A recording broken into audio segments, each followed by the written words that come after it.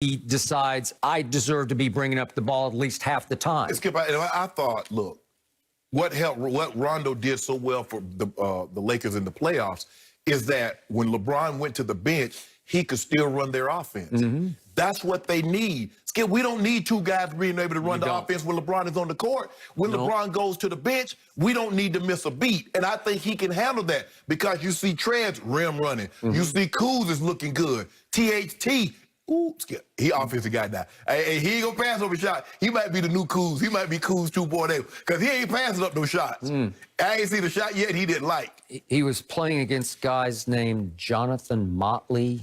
Skip, don't do that. And obviously Langston Galloway, who's been around the block about 3 times in this league. I don't know. Langston Galloway, Langston Hughes, it doesn't matter. Hey, he on the court, we're going to bust him up. And the rookie Jalen Smith that they took 10th overall. Yeah, okay. Bust him up. Yeah. Bust him up. Way to go.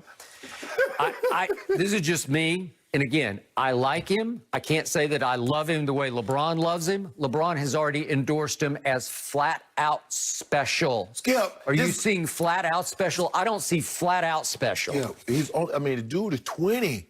Okay. He's 20 years of age. Can we let him grow? Can we let him mature? If you just look at the seed, it's think he's already, oh man, that seed ain't gonna be nothing. But it's gonna turn into a beautiful palm tree. I think he's fully growed, as they say. I do.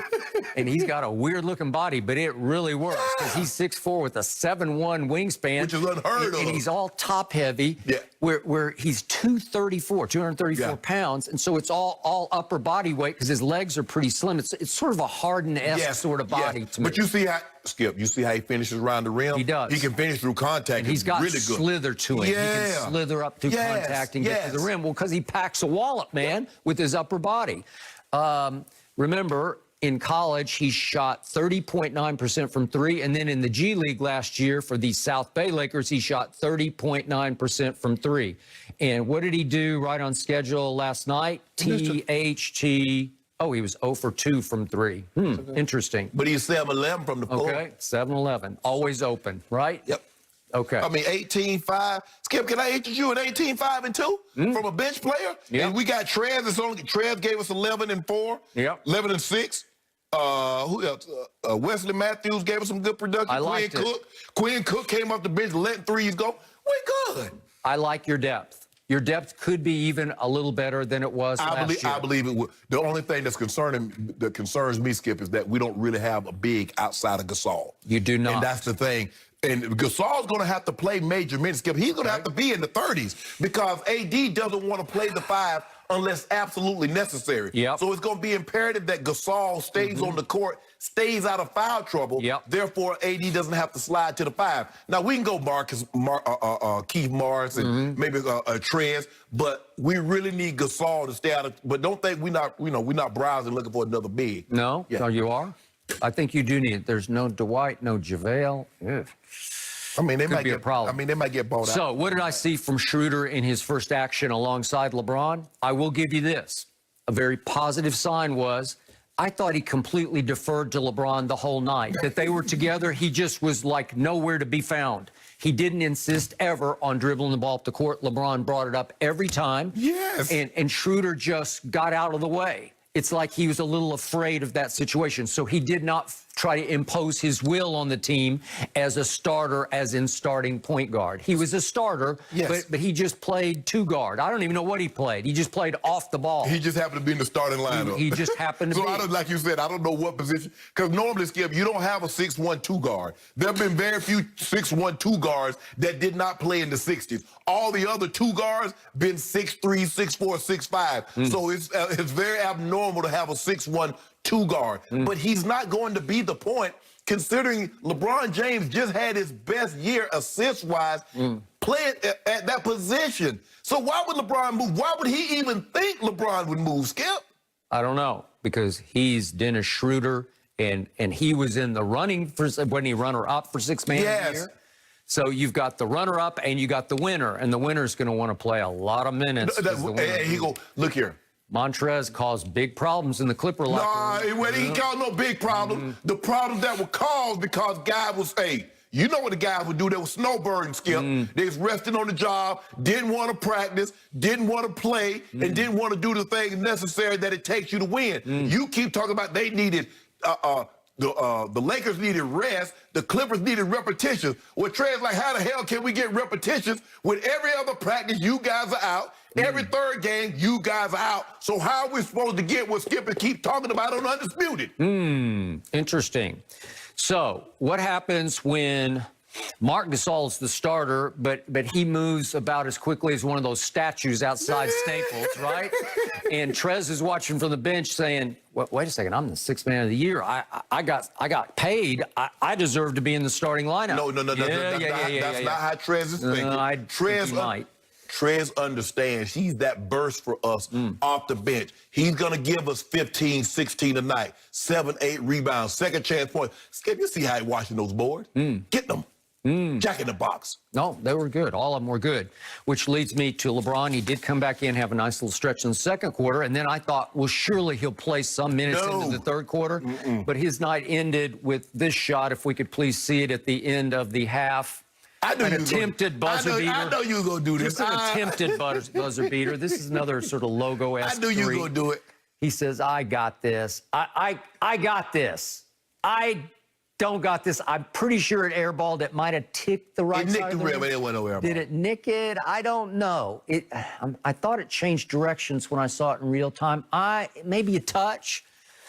I think it qualifies as his first air ball of the preseason, right? First and last. First and last? Yeah. I don't know. And then I thought, LeBron, are you going to come back? No, he's not going to come back. So do you realize of the top 11 Lakers in minutes played last night, of those 11, the fewest minutes played went to the King. Yeah. Went to the King. Are you played surprised? 14 minutes and 45 seconds.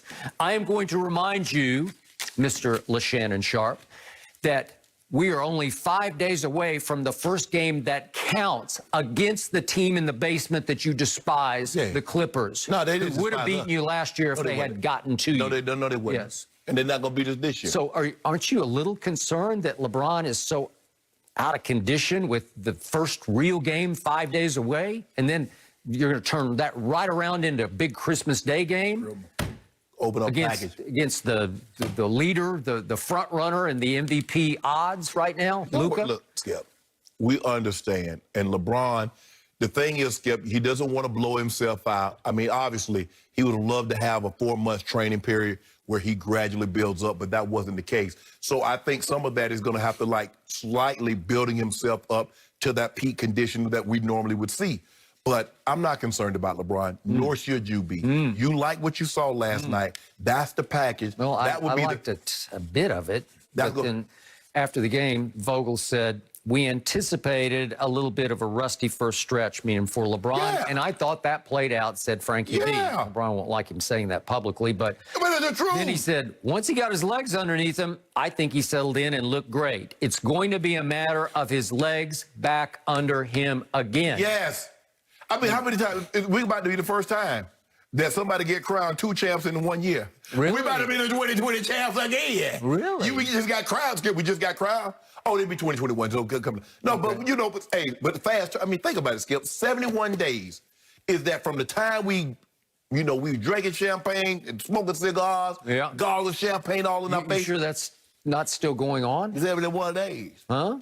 Look at old Braun. Yep. Look good, too. You sure he's not going to get out of breath just watching the banner get raised on Tuesday night? He might. Get winded. He might need to sit down. The only thing that helps us in that situation, the fans won't be there going crazy. Because if the fans are there and you dropping banners, man, you get hype.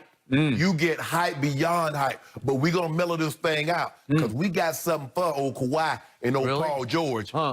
Those guys actually have been in the lab the whole offseason because they weren't celebrating anything, that they were ashamed of their demise. You can't fix 3-1. Yeah. That's broke. And plus, Doc is a good friend of me and Braun. Doc's a good friend, and somebody took a shot. So if you take a shot at my friend, what does that mean? You took a shot at me. So guess what I got to do for Doc? Put foots in your Paul George. It's going to happen Tuesday night, bro. Yeah. Kawhi, you get some of this, too. How can you put foots in people when you don't have your legs underneath you? That's all right. It's physically impossible. No, it's not. No, it's not. Yeah. And Kawhi, you get some too, because you up there yelling, hell no. Hell no. And that's what Kawhi's going to yell when he sees that banner being raised on Tuesday night. Hell no. Why? Why he gonna do that? He had a chance to have one hung. Yeah. He could have had one hung. Well, he would have. But I saw Steve Ballmer. Steve Ballmer wasn't all doing all that party. You know, he a ball of energy. Ooh, he signed Paul George, and they trotted out there the jerseys, the 2-1-3. Ooh, I mean, oh, look at this right here. Ooh, the real Southern California. But I told you all along, it was the 3-2-3. That's where it's at. That's what's up. Really? Yep. Well, I just hope LeBron, maybe he can run some wind sprints today. I don't know. Skip, you know good well wind sprints. I'm just trying to help. Guys get in shape. Guys get in shape for football by playing football. Yep. Guys get in shape with basketball by playing basketball. And you have to get into the actual game. Okay. That's why, you know, I'm looking at the guys that this season, Skip, no preseason. And you just going out there, you going from practice to playing 100 miles an hour. Watch what GOAT do. Okay, so now we're 5 days away from when it really matters. I think he's got plenty of time. He'll be just fine. He'll be fine. And you're going to be there celebrating, Shannon? You ready for it? He's going to be doing this. Oh, okay. I'm the official battle raiser. You That's are? my title. That's what I am, the You're official